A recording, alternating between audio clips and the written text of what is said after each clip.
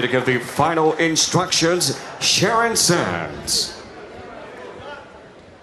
Azat, Glenn, you received your instructions in the dressing room. I expect a good, clean fight. Protect yourself at all times, obey my commands, keep the punches up, touch gloves, come out at the bell. Thank you. There is a very good chance that we're going to have a knockout in this fight because absolutely. Between these two, 33 total knockouts in their professional career. And they're aggressive fighters. Porras is an aggressive veteran, also a southpaw, but he's one of these come-forward guys. He doesn't let his hands go unless he's in range. And Hovhannissian, and he had 300 amateur fights. So, like I said, they call him Crazy 8, but there's method to his madness. He's a switch hitter.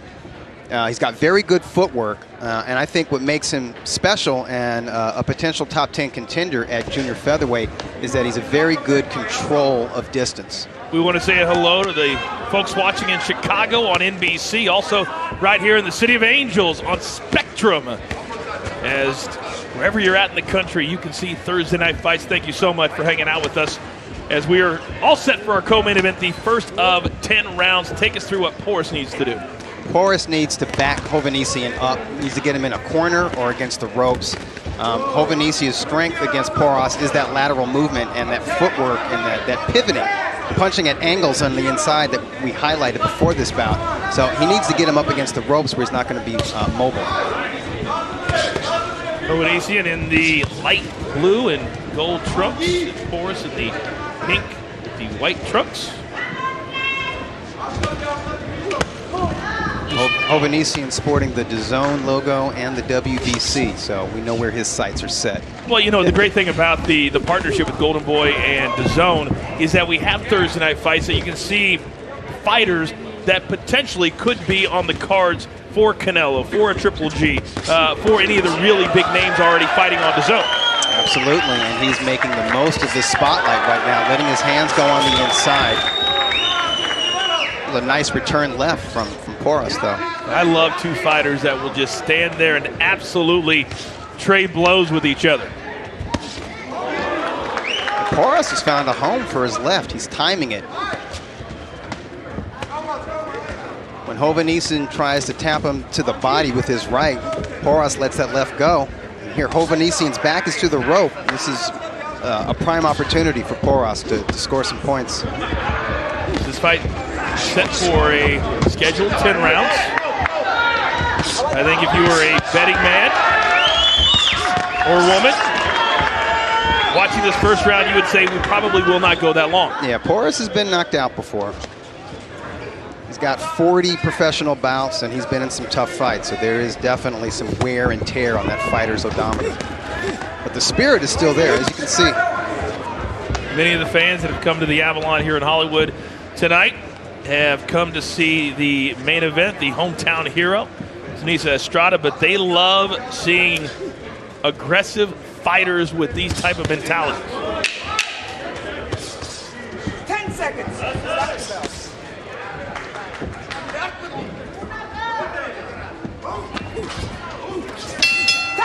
Okay, round one in the books in our co-main event here at the Avalon.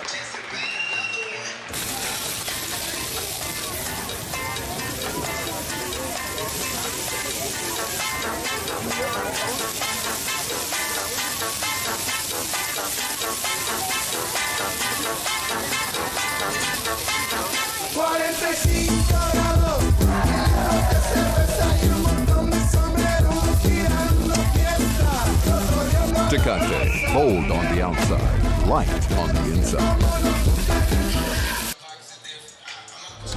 There you see the legendary trainer Freddie Roach in the corner of Hovhannissian. Let's take you back to some of the action in that first round, Dougie. It was a brisk opening round, to say the least. Hovhannissian opening up with left-right combinations, knocking Porras back and forth. Porras covering up, but Porras also returned fire with his straight left. You know, anytime a fighter has Freddie Roach, who, of course, his famous gym is here in the Los Angeles area, what can Freddie Roach do to help a fighter? What does he bring? I mean, he brings that insight that he has. He was a fighter himself. And when you train with Freddie Roach, you're not just getting that brilliant tactical mind that he has, because Freddie's very good at breaking down a fighter's strengths and weaknesses, the opponent of his fighters. But his gym, the Wildcard Boxing Club, that's like the new Kronk Gym. It's like a worldwide brand, and the best fighters from around the world train there, so you get the best sparring in the world there. Yeah, he welcomes anybody and everybody as well, as long as you're willing to come and fight with the very best. All right, let's send it down to Beto Duran. Beto, what do you got? Yeah, you guys are talking about Freddie Roach's Wildcard Gym right down the street from where I'm right now. He said he knows Glenn Porras because he used to come to the gym with Manny Pacquiao.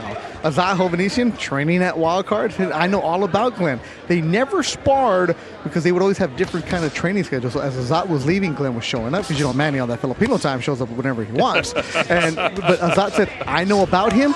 Glenn said, I know all about Azat too. We know each other well, but we don't know each other.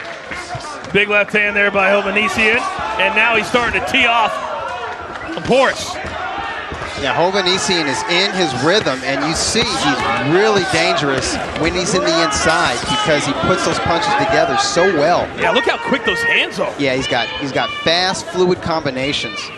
In his title shot against Ray Vargas last May, he actually outworked the champion. He threw and landed more punches, total punches and power punches. However, the judges like the stick and movement from the defending title holder and the body punching from the Mexican champ.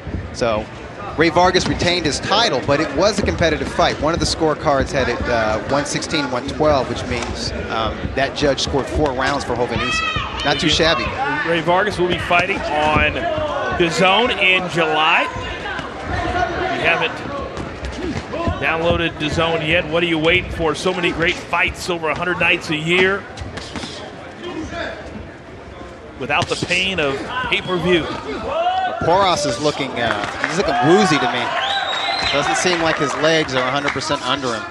Well, but he continues to stand right there in front. That's what he does. He's fighting to his strengths when he's allowed to come forward and push his fighter back on the heels, his opponent back on the heels. Now he's the one who's getting pushed back against the ropes. Wow, taking shot after shot by Hovhannissian. Yeah, this is where Porras needs to have Hovhannissian, and Hovhannissian has Porras in a bad way. And Porras has no defense other than covering up, and his arms and shoulders are getting tired, his body and head are getting beat up. Is the bell going to save him here in the second round? That's the only question we have at this point. Gutty to say the least, but it may only be a matter of time. Round 2 in the books. Just download the DAZN app on your smart TV, mobile, game console, or tablet. Choose your subscription and annual pass or the flexible monthly plan. Sign up, create an account, and start streaming over 100 boxing and MMA fight nights a year. Plus the MLB Live Whip Around Show Change Up. Only on DAZN. Don't forget the body and head, okay? All right, welcome back. There you see Freddie Roach giving his guy the advice after a great second round. What did you see, Dougie? I see Hovhannissian doing exactly what Freddie Roach wants him to do, and that is punch in combination and work the body and the head. And I thought Hovhannissian, as we can see right here, did a brilliant job of that in round 2. Hovhannissian cannot wait to get out here for this third round.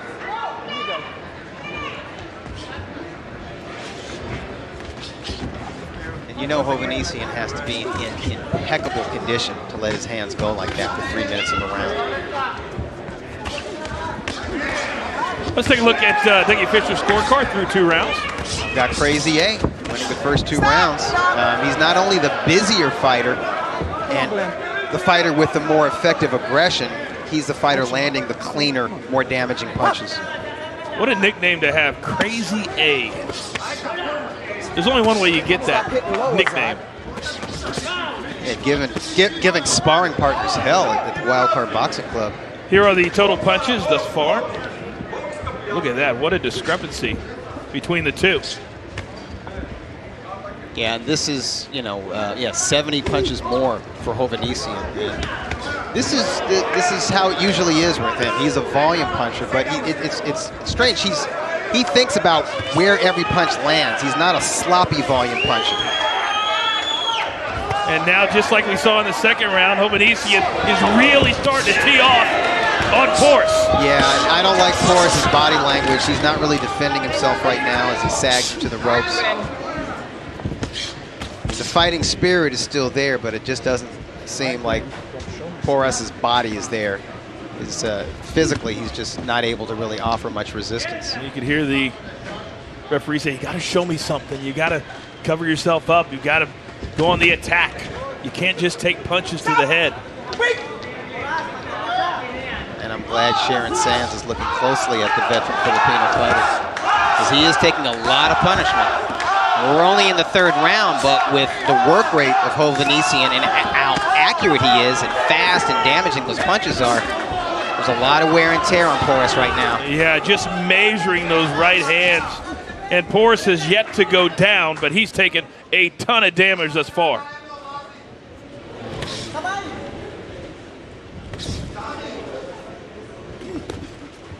And you can see Porras is watching Hovhannissian.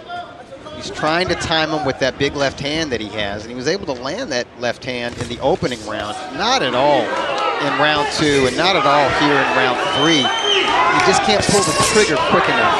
And now it's just become target practice for Hovhannissian. You can see under the left eye of Porras a big-time welt really starting to show itself. Yeah, Hovhannissian isn't a KO puncher, but he has damaging punches. And what he lacks in one punch concussive power, he makes up in sheer volume. Well, Porras was saved in round 2, and he very much might be saved here in round 3 as well.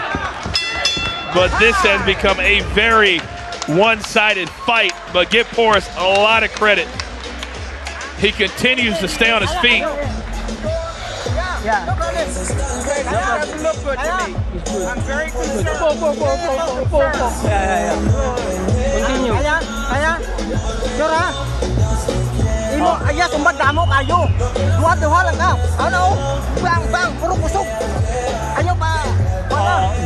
Ayaw pa sa dai siya. Ubus na siya. Well, you heard the referee say, I'm very concerned. And as we look at some of the big-time punishment doled out by Hovhannissian. Yeah, Porras is moving in slow motion to Hovhannissian's eyes. Hovhannissian knows what he's going to do, so Porras wound up with that wide left of the body, and Hovhannissian easily sidestepped it. And once Hovhannissian's inside, he just pot shots him. It's like shooting fish in a barrel.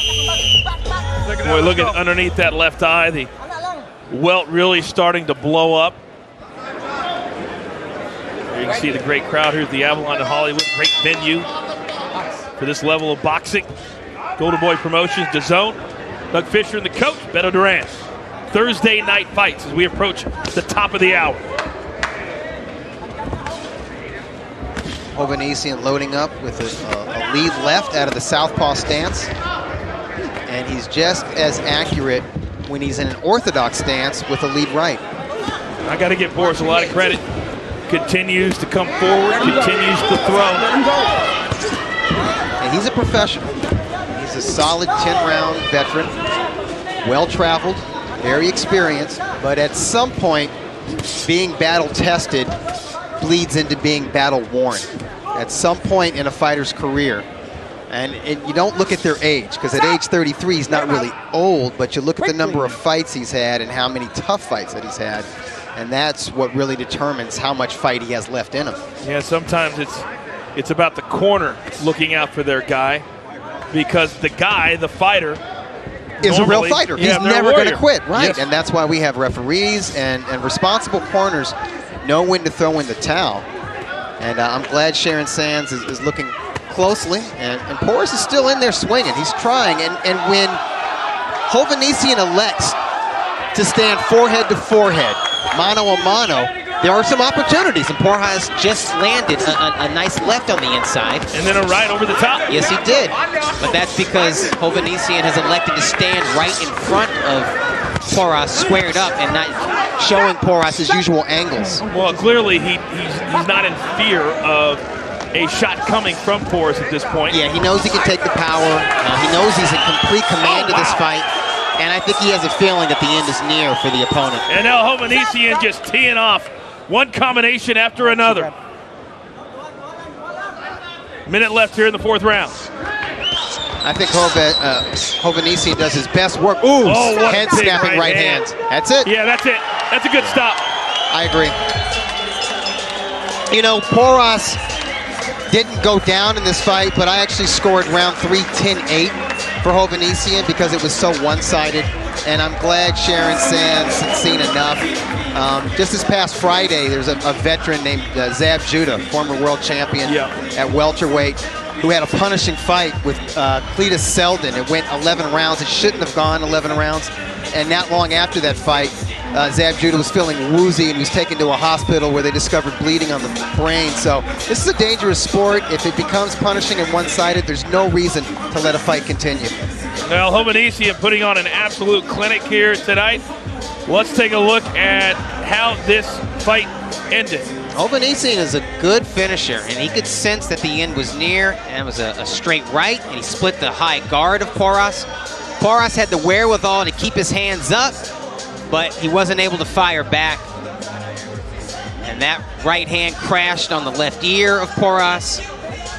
Porras is now, he's not just covering up, but he's kind of cowering in the corner. And Sharon Sands says, you know, enough's enough. Yeah, there comes a time when they have just had enough. And Porras, as you said, although he didn't go down, he took a ton of punishment in this fight. Freddie Roach's guy looked very, very impressive here tonight. I think he's knocking on the door of a legitimate top 10 ranking at 122 pounds. All right, the final punch stats. You know these are going to be lopsided for Hovhannissian. He threw 328.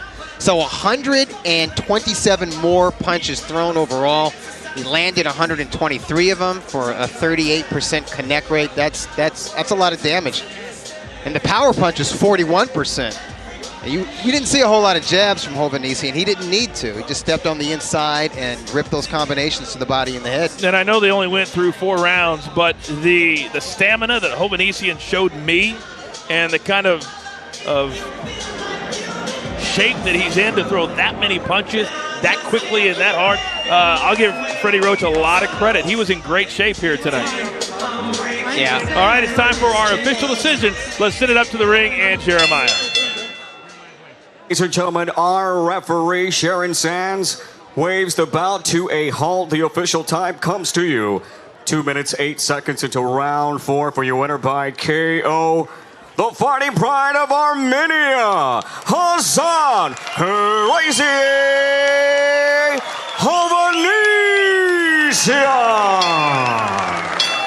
So his nickname might be Crazy A, but he looked very much in control of that demolition here tonight. Yeah, he is cold and calculating in that ring. He's an all-action fighter, but he's a thinking boxer as well. So he improves to 17-3, 14 by knockout. And he continues to climb the ladder and look every bit the part of a future world champion. All right, let's send it up to Beto. And stand